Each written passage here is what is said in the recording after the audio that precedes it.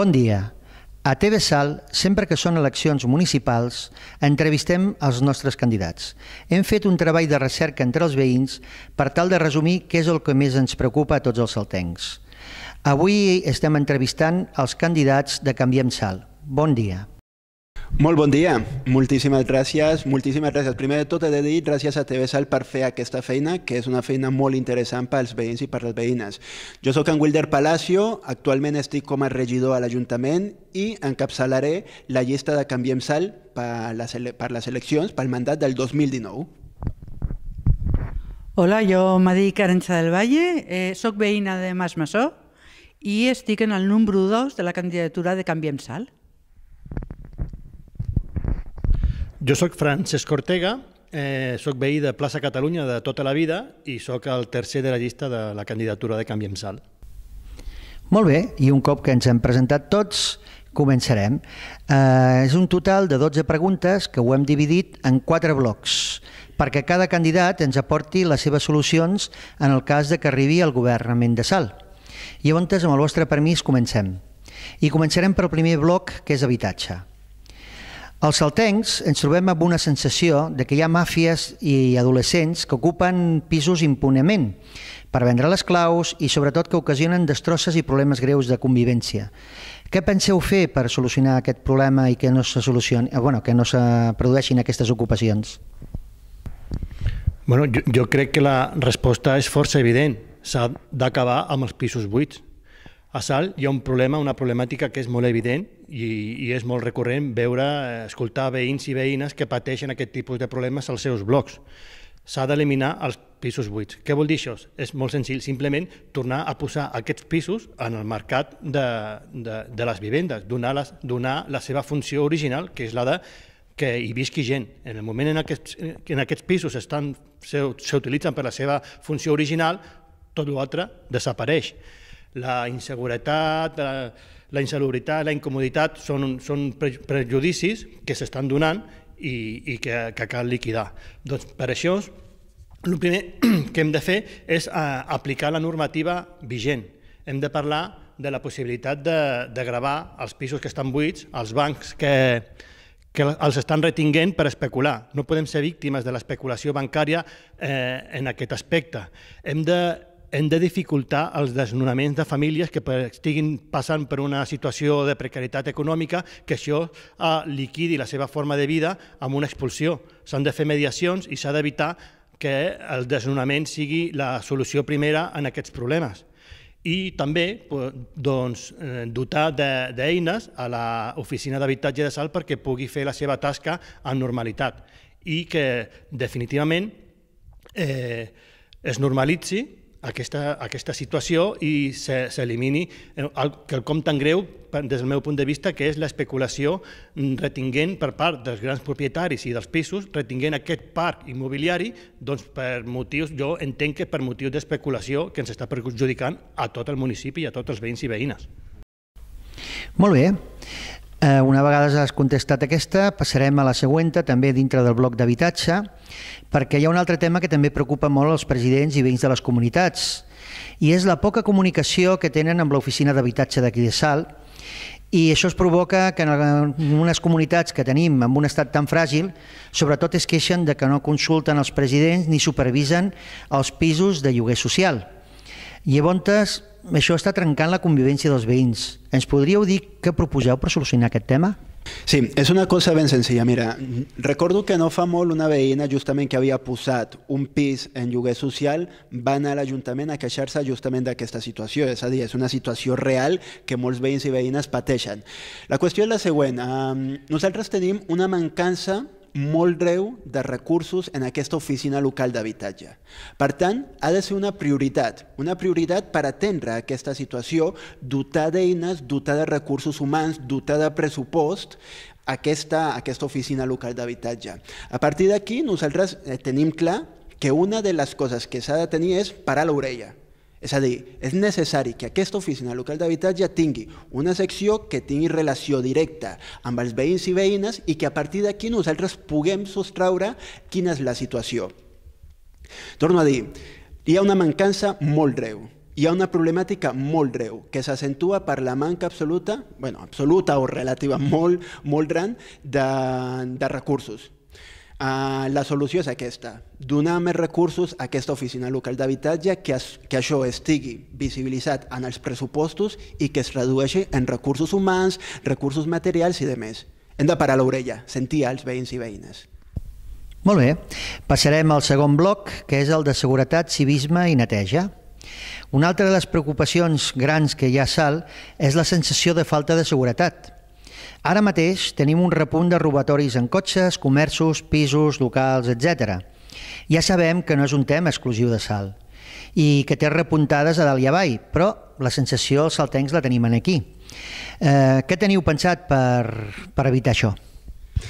Mira, primer de tot s'ha de dir que el tema de la sensació, hi ha dues sensacions que se retroalimenten entre elles, i és la sensació de desemparament que tenen veïns i veïnes i la sensació d'impunitat que poden tenir les persones que tenen aquests comportaments. Per tant, nosaltres tenim una línia que és bàsica, que és que considerem que la seguretat és una qüestió de tothom. I això com es tradueix? A partir de 3 línies. Primer, la política de seguretat és una política de comunicació. Això vol dir que nosaltres tindrem espais en el que farem trobades periòdiques amb tots els actors que siguin necessaris, que estiguin implicats en el tema de la seguretat. A continuació també farem una comunicació immediata. Això com ho farem? A partir d'una proposta que ja hem treballat durant tot aquest temps, que és el tema de l'aplicació de seguretat ciutadana. Això no és un invent nou, això és una cosa que ja funciona a molts municipis, Sant Feliu de Llobregat, Sant Boi, etc. Per tant, nosaltres creiem que fent aquesta combinació podrem donar espais a que hi hagi una inclusió de veïns i veïnes dintre del marc de la comunicació, ajuntament, cossos de la policia i veïns i veïnes que estan afectats. D'altra banda, no podem oblidar-nos que el tema de la seguretat és un tema també urbanístic. És un tema urbanístic. Això què vol dir?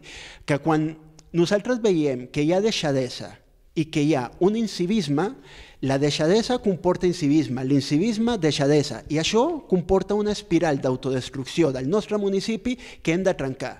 I aquest és el nostre objectiu, trencar amb aquesta dinàmica, trencar la dinàmica d'autodestrucció que actualment s'està alimentant per la deixadesa i l'incivisme. M'agradaria compartir amb vosaltres una idea que penso que és molt interessant i que ho hem estat parlant també amb els companys, que és el tema de les finestres trencades. Hi ha una teoria, la teoria de les finestres trencades, que diu que una finestra trencada pot motivar una altra. És a dir, pot motivar una altra finestra trencada. És a dir, total, un paper més, total, un grafiti més, total. Això comporta que tinguis aquesta sensació de que tot s'hi val. No.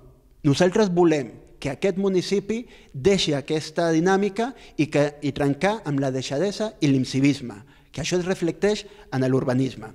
I per últim, està el tema de l'optimització de recursos. També hem de tenir en compte la policia local i els recursos que tenen. Ens podem preguntar, els recursos que tenen actualment són suficients per atendre la situació actual? És necessari parlar sobre un pla local de seguretat? Vull dir, tot això són coses que hem de madurar i que, sobretot, són les propostes que nosaltres tenim i que les volem executar. Per tant, són aquestes 3 potes: comunicació, urbanisme i optimització de recursos. Jo sobre aquest tema voldria dir que part de la nostra línia és retornar l'optimisme als veïns i veïnes del municipi. Ningú no tira un paper a terra del menjador de casa seva. Si nosaltres, els veïns i veïnes, les persones que vivim a Salt, sentim nostre i recuperem l'orgull de pertànyer al municipi, aquest tipus d'actituds incíviques, doncs s'hauran reduït fins a desaparèixer, que és el que tothom desitja. Molt bé, doncs passarem a la següent i ve una miqueta del mateix, no? Hi ha hagut un canvi de contenidors d'escombraries que està creant moltíssima polèmica a la nostra vila. La reducció de tamany amb les boques petites i que hi cap molt menys quantitat fa que molta gent no pugui accedir al contenidor i deixi les bosses a terra. I després tenim els incívics que aprofiten per seguir deixant les bosses de brossa a terra. I també, evidentment, mobles, electrodomèstics... A més, hi ha gent que ja per acabar acaba col·locant les escombraries a les papereres. Què en teniu pensat per solucionar aquest problema? Bé, aquest és un problema que ens afecta a tots i és realment important perquè, com deien abans, la brutícia genera més brutícia i això no fa que ningú estigui còmode en l'espai públic. Pensem que aquests contenidors que clarament els veïns sabem que no són apropiats per sal han de ser modificats i que sobretot el que hem de fer és, abans de fer cap altra intervenció, parlar amb els veïns. Els veïns que utilitzen l'espai públic, els veïns que faran servei d'aquest mobiliari públic, són els que han de tenir una participació en decidir quin és aquest mobiliari, quin serà l'ús, perquè això es retroalimenti en un salt, sobretot en aquest aspecte net i cívic. Sí, m'agradaria afegir una cosa. Quan es va aprovar el plec de clàusules del tema de les escombraries, nosaltres vam fer unes quantes propostes. La primera de tot era el tema de la recollida selectiva. D'aquesta manera, si nosaltres augmentem la recollida selectiva en alguns comerços, podem aprofitar per rebaixar la quantitat, per exemple, de cartrons, d'orgànica, que aquí a Salt tinguem en compte que tenim moltes fruiteries, hi ha zones en les que hi ha moltes fruiteries, i que això faria més lleuger el tema de les escombraries, tal qual com estan, dels contenidors, tal qual com estan, merci. Per tant, aquesta és una de les propostes que s'han de tenir en compte i que s'han de parlar justament amb els veïns i veïnes. D'altra banda, també el tema de la quantitat, de la freqüència de recollida. Considerem que és necessari que hi hagi més freqüència de recollida i, per últim, el volum, la quantitat, la grandària dels contenidors. Això ho hem de tenir en compte. Per tant, són aquestes propostes. Juntament amb els veïns hem d'arribar a executar o saber si s'han d'executar aquestes propostes. Molt bé, i entrem a l'última pregunta del bloc, i és que al barri centre i després de l'obertura de la plaça de la Llibertat hi ha queixes de moltíssims veïns de sorolls fins a altes hores de la matinada, que no deixen dormir i, clar, hi ha gent que amb les seves reunions i cridaries es queden fins a les 4 o les 5 del matí fent fressa. Podran dormir els veïns aquest estiu? Nosaltres volem que els veïns puguin dormir aquest estiu sense cap mena de dubte. Sí, a més ho volem perquè també som veïns del poble i per tant també volem dormir a l'estiu. El tema de l'ús inapropiat de l'espai públic és un tema que va molt més enllà de la plaça de Llibertat. Jo entenc que els veïns del barri centre es preocupin per aquesta, però hi ha altres places, encara que poques, però hi ha altres places en què això també és un problema. Per tant, el que hem d'orientar són propostes perquè l'espai públic pugui ser utilitzat de manera adequada. Entenem també que els que estan en la plaça Llibertat i en altres places fent activitats a altes hores de la matinada és molt probablement perquè no tenen altres llocs on realitzar activitats d'oci en les nits d'estiu i, per tant, és una situació que es retroalimenta. Hem de trencar amb aquest peix que es mossega la cua. La gent ha de poder disfrutar, gaudir de la vida quotidiana i també a l'estiu, de les nits d'estiu, en espais adequats per fer-ho i, per tant, no utilitzar de manera incívica els espais comuns. Molt bé, passem al següent bloc, que és natura i mascotes. Els veïns també es queixen del manteniment dels pipicans, que sobretot posen que hi ha molta falta de neteja, que no hi ha llums, que faltarien fonts, que hi ha forats, que les tenques són baixes. Què teniu pensat fer en aquest tema? Primer de tot, jo penso que s'ha de ser realista en aquest sentit. Mira, tinguem en compte que l'ordenança que estava vigent era de 1999. Això comporta una manera de veure quina és la situació, una visió de la situació amb el tema dels gossos. Nosaltres justament, i hem de ser també sincers, nosaltres hem batallat molt amb aquest tema. Nosaltres ens hem apropat molt a les persones que han tingut aquest problema, dels que tenen gossos i dels que no tenen gossos, perquè hem de tenir en compte una cosa, que l'objectiu final és la convivència de les persones amb gossos i d'aquelles persones que senzillament no tenen. Per tant, la proposta és clara, la proposta és ben senzilla. Primer de tot, hem de posar els pipicans que tenim segons les normatives. que no les compleixen, ni per la grandària ni per l'espai total, perquè justament, per exemple, el que tenim al costat de Santa Caterina, des del nostre punt de vista és un xiste, vull dir, és un xiste de los malos, perquè és molt petit i perquè està constantment brut. Per tant, hem de posar els que tenim en normativa. Segon, hem d'aprofitar els espais buits que tenim en el nostre municipi per crear aquests espais d'esbarjo, que també hem de començar a fer aquest canvi de xip. No estem parlant només de pipicant, estem parlant d'espai d'esbarjo. És a dir, que no només és suficient com que la gent porti el seu gos en allà a que faci les necessitats i que no hi hagi més espais, com per exemple perquè puguin jugar, perquè puguin socialitzar, perquè els mateixos humans també, que nosaltres també, quan es va a passejar el gos, també parlem entre nosaltres. Vull dir, la nostra intenció, el nostre objectiu és aprofitar els espais buits que tenim en el nostre municipi i que d'acord amb les necessitats de l'espai, del barri, nosaltres puguem tenir aquests espais d'esbarjo. Hem de deixar de banda el tema pipicant. Hem de posar la mira en els espais d'esbarjo adequats. I d'aquesta manera estic segur que no només les persones amb gossos, sinó també les persones que no tenen gossos podran tenir una convivència, que és l'objectiu. Molt bé, i per tancar el tema, diguem, gossos, hi ha l'altra problemàtica que és general, perquè vas per tot arreu, vull dir, és problemàtic, i és la impunitat dels incívics que no netegen les caques dels gossos. Com veieu aquest tema? Bé, el tema de l'incivisme està una mica relacionat amb el que hem parlat ara, no?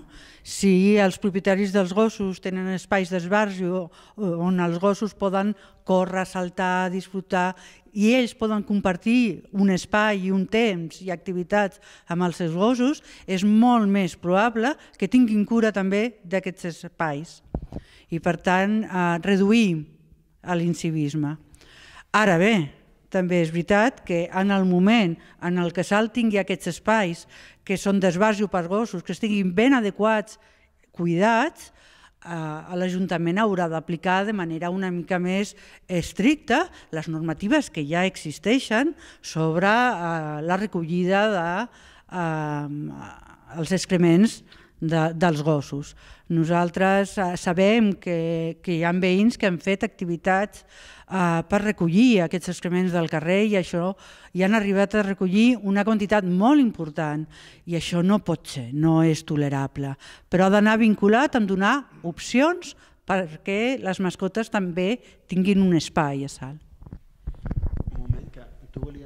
Sí, bueno, el que comentava Arantxa, recentment amb l'associació de veïns Mas Massó vam tenir la possibilitat de fer una acció que va consistir en recollir caques de gos pel barri i els primers sorpresos vam ser nosaltres quan després d'estar un parell d'hores fent aquesta activitat vam arribar a plegar 20 quilos que es diu ràpid, d'excrements. Estem parlant contínuament de problemàtiques, de situacions de salt i arribem a la conclusió de que al final està tot molt relacionat i molt vinculat. La gent treu el gos fora perquè ningú vol que el gos es faci caca al seu menjador, a la seva cuina. En el moment que les persones que tenen gossos entenen que el municipi també és casa seva, deixaran de tenir aquesta actitud incívica. Si tenim unes places que siguin acollidores, unes places, uns espais públics que siguin amables, que siguin pacífics, llavors aquests 20 quilos es convertiran en 5 i la policia o qui sigui ho tindrà millor per sancionar aquesta minoria incívica que està fent un mal ús de l'espai comunitari de tothom. I per tancar el tema de natura i mascotes, recentment hi ha hagut una modificació de normativa a les deveses i estan obligant a fer canvis a molta gent jubilada que no tenen recursos per fer-li front. Penseu ajudar-los d'alguna manera? Si te soc sincer, penso que el primer que hem de fer a nivell d'Ajuntament és, primer de tot, revisar que aquesta proposta que s'ha fet des de l'Ajuntament sigui veritablement vàlida i que reculli la realitat saltenca. A continuació, el que hem de fer és que els veïns i veïnes que també tinguin un espai, una moratòria per poder fer aquesta transició. El que no es pot fer, ni molt menys, és dir, a partir d'ara ja està. O sigui, a partir d'ara la persona que no tingui tal qual i com està l'ordenança ha de tenir multes i de més. No.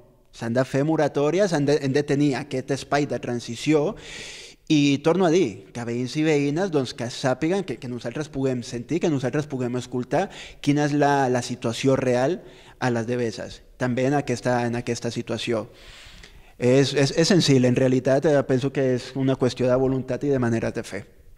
Molt bé, i passem ja a l'últim bloc de preguntes, que és el bloc de seguretat vial i mobilitat. Una de les preocupacions més grans que hi ha ara mateix entre la gent gran i pares de mainada són les bicis i els patinets que circulen a tota velocitat per les voreres, sovint van arran dels portals i han provocat atropellaments, insults entre les persones i persones que després d'atropellar s'han fugat. Vull dir que és una situació, a part de dantesca, vull dir, qualsevol dia hi haurà un disgust. Teniu prevista alguna acció per solucionar-ho? Molt bé, molt bona pregunta. El tema de les bicicletes pot ser un problema, és un problema, sobretot perquè no existeix a Salt una xarxa adequada per al funcionament de les bicicletes, perquè puguin anar i tinguin una mobilitat agradable i flexible, fluida, juntament amb els vianants i juntament amb el transport rodat. Ens falta una xarxa de comunicació per les bicicletes, ens falten carrils bicis, ens falta adequar l'espai públic a les bicicletes. Nosaltres volem que Salt sigui un espai, una vila, amb uns mitjans de transports que siguin sostenibles. I hem de tenir en compte que hi ha dos principals transports que són els més sostenibles. Anar a peu, i per tant els vianants, i també les bicicletes. El que no pot ser és que les bicicletes i els vianants competeixin per l'espai. S'ha d'adequar a l'espai públic perquè la convivència dels dos mitjans més saludables i més sostenibles que tenim puguin conviure amb comoditat. Jo simplement, com a usuari de bicicleta, és el meu mitjà de transport més habitual, el faig servir pràcticament cada dia per anar a la feina. Afortunadament treballo relativament a prop de casa i jo em nego a que la bicicleta s'acabi percebent com un element distorsionador de l'urbe, en comptes de ser el que realment hauria de ser, que és un element de pacificació del que és el trànsit. Normalment, habitualment, quan es parla del tema del trànsit, es parlen de tres elements: els vehicles motoritzats, les bicicletes i els viandants. Recentment ha sortit un tercer actor, que són aquests tipus de patinets elèctrics que no se sap ben bé com catalogar-los, ni si són positius per la mobilitat, si són un destorbament, etc. S'ha de veure i s'ha de normalitzar en aquest sentit. Calen espais i vies per que aquest tipus de tràfic no sigui un inconvenient, sinó que s'integri a lo que és la xarxa de transports i sigui un element de pacificació. Si una bicicleta més vol dir un cotxe menys, doncs jo crec que tothom hi sortim guanyant. Molt bé. La col·locació d'alguns dels nous contenidors en algun cas no compleix les normatives de circulació ni en distàncies ni en visibilitat. A més, la recollida de carrers de molt de trànsit en hores de màxima circulació està provocant cues i problemes de trànsit. Teniu pensat fer o solucionar aquest tema? Respecte a aquest tema, és evident que això ha comportat problemes a molts veïns a l'hora d'anar a la feina, que sobretot fan la recollida als matins i demés. Per tant, nosaltres el que hem de fer és, si ja tenim una aplicació, l'aplicació d'aquest plec durant aquest temps, nosaltres el que volem és entrar al detall de quines han sigut les conseqüències de l'aplicació d'aquest plec durant aquest moment. Per tant, nosaltres hem d'entendre quin ha estat el procés i, sobretot, hem d'entendre quines són les problemàtiques que s'han de canviar. Lògicament, aquesta que acabes de pronunciar és una d'aquestes problemàtiques. Doncs, bueno, hem d'acollir-nos a fer algunes propostes respecte a aquest tema, que, torno a dir, tan aviat com tinguem en profunditat quines són les problemàtiques, entrarem en aquestes solucions. Però vaja, penso que és molt evident, hi ha coses que són evidents i que hem de detallar directament. Molt bé. La segona pregunta, la següent, és que a Salt, des de fa un temps, s'ha anat emplenant de pilones que a més estan fora de normativa.